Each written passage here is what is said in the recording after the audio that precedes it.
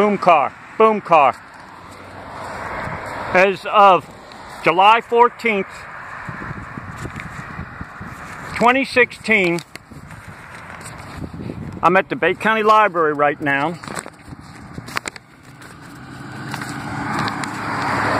There's a meeting going on. This is a PDF oath of arrest and prosecution that I created. It is now 6:45,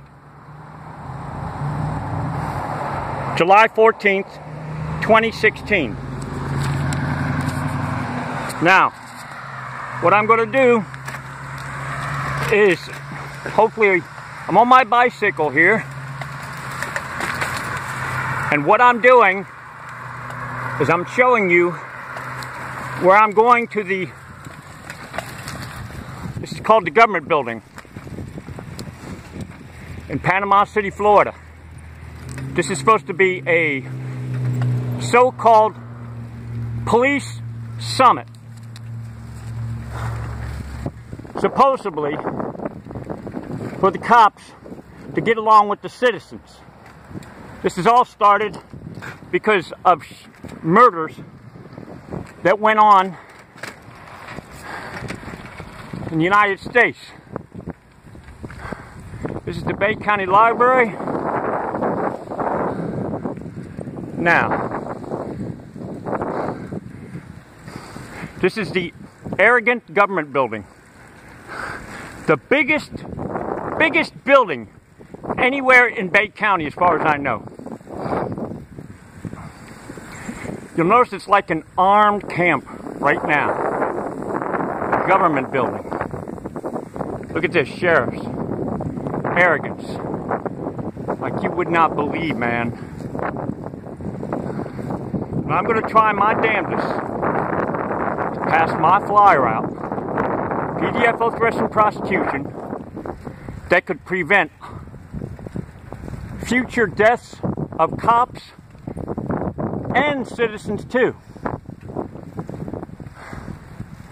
So this is a true documentation that you will not find anywhere.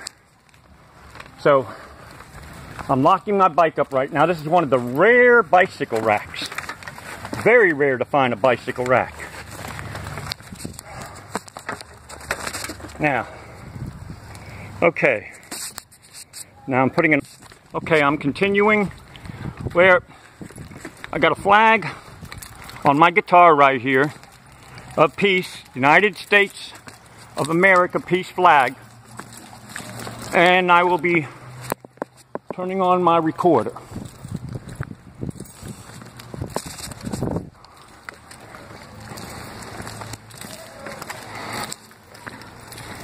This is the real news. You will not get this. Notice where it says, positively, no firearms or anything like that, but it don't say anything about boom cars, pursuant to 790. Now, I agree they should protect themselves, but it's only when they're protecting themselves when they name the statutes. Otherwise, they don't name them. Is this where the meeting is? Thank you. Yes, in fact. Thank you very much. Thank you.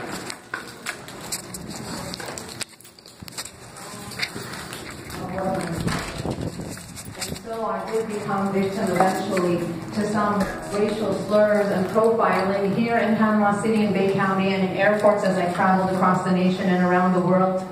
And I tried to educate in every single opportunity that I could, because that's really the only way to overcome these types of prejudices, is to educate people and to reach out to them and to show them and reflect the love that our faith and our upright upbringing taught us to do, is to reach out with love and mercy and to try to connect to somebody even if they're trying to hurt you. To be like the flower that releases a fragrance even to the hand that crushes it.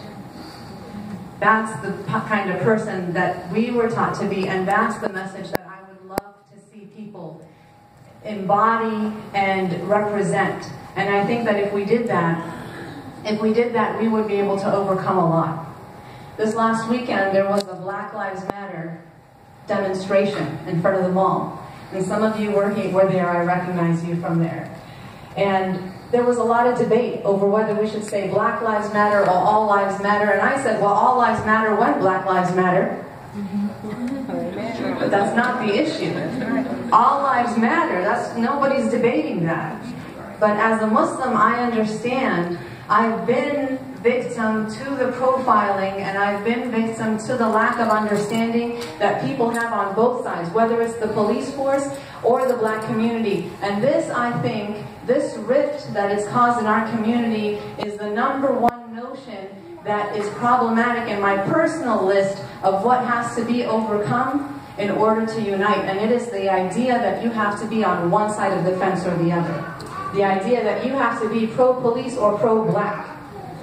And that is such a dangerous, dangerous idea, because what we need to be is pro-justice.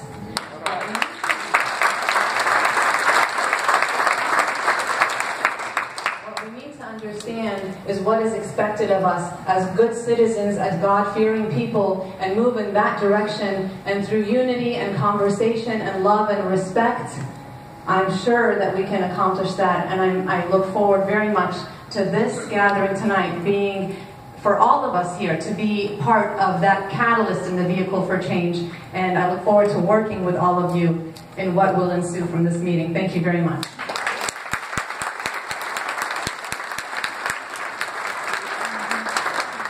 Thank you. Please welcome Detective Josh Thurman.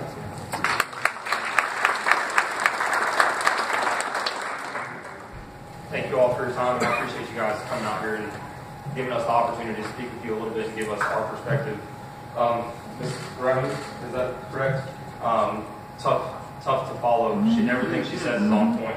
I can't thank you enough for that. Well, some words that she said really resounded with us, especially me.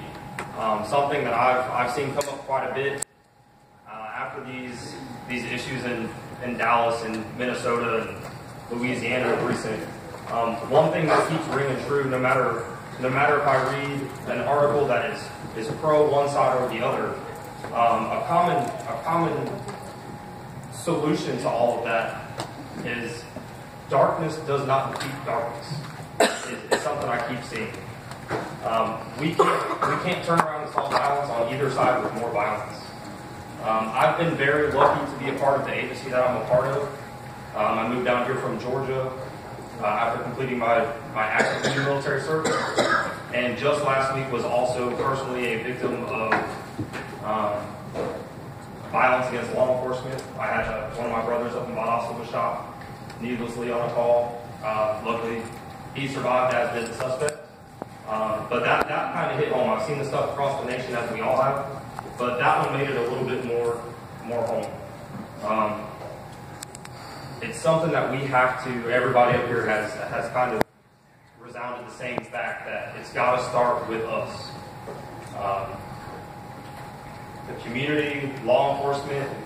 My chief said something this afternoon at one of our meetings for training, and what he said is that it's gotta start with us. We can all do better.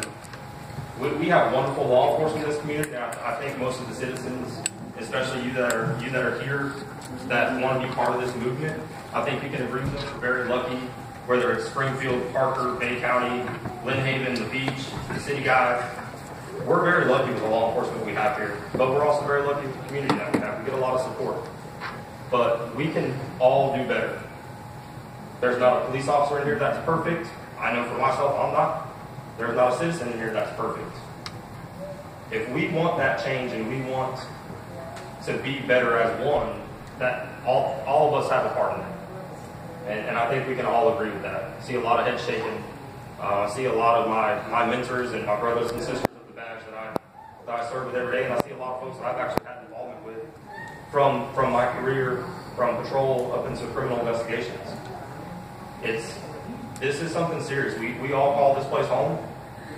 Whether I'm wearing a uniform or whether I'm with my family walking around the community, we're not going anywhere. We all have to see both sides of it.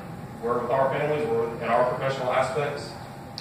This is our home. If we want to make it better, we got to wake up, everybody in this room. Like the corporal said earlier, one thing I've always been trained to do, and luckily I've been lucky enough to work for Sergeant Carstarphin as a patrol officer. He's always instilled that in us. You got to talk to your community. We are servants of our community.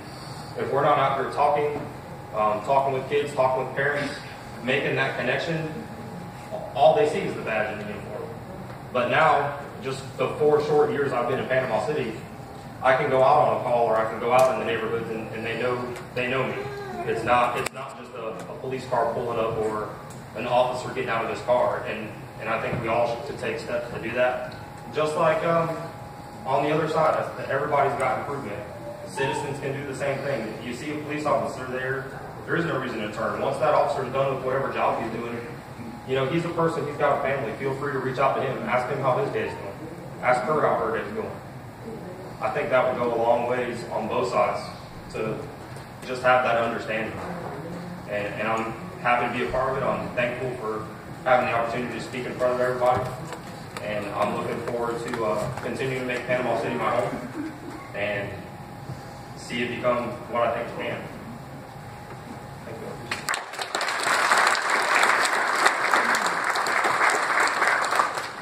Threatening said I only have 30 seconds, so I'm going to take 10. Our next up here is Sheriff Carter. Please come on up.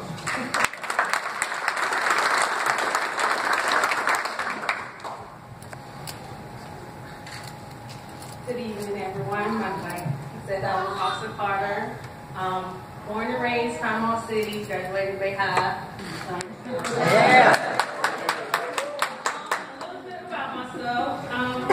Born and raised Panama City, graduated Bay High. Shortly after that, I joined the Army. Deployed twice to Afghanistan, and I came home after my service. And I thought to myself, what can I do to improve my community? What can I do to be involved in my community?